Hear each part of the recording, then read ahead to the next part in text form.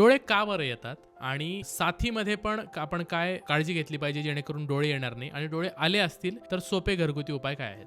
Goggle घालणं हे जशी प्रिकॉशन आहे त्याच्यापेक्षा जास्त साध्या साध्या घरगुती गोष्टी सांगतो. डोळा आला की जनरली 7, 10, 12 दिवस जातं लोकांचं. डोळे आले की पहिला उपाय काय असतो तर लंघन खायचं नाही. उपवास करतो ना आपण तसाच एक दिवस कडकडीत उपवास केला आणि पुढचे 2 दिवस जर मुगाची खिचडी खाल्ली तर त्याचा भर पहिल्या दिवशीच जातो. हा पहिला सगळ्यात मोठा उपाय. दुसरा, सलग 3 दिवस रात्री झोपताना अर्धा कप दुधातनं 2 चमचे एरंड तेल घेणं. तिसरा उपाय, हळदीचं पाणी करून त्यात रुमाल डीप करायचा, तो वाळवायचा आणि तोच रुमाल तुमचा डोळा पुसायला वापरायचा. त्या साध्या 3 गोष्टी केल्या, कोणतंही औषध न वापरता ह्या साध्या 3 जरी गोष्टी केल्या तरी तुमचा डोळा 2 ते 3 दिवसात सेटल होतो. म्हणजे पहिल्या दिवशीचं लंघन झालं की दुसऱ्या दिवशी जवळपास 40 ते 60% डोळा तर निवळलेलाच असतो.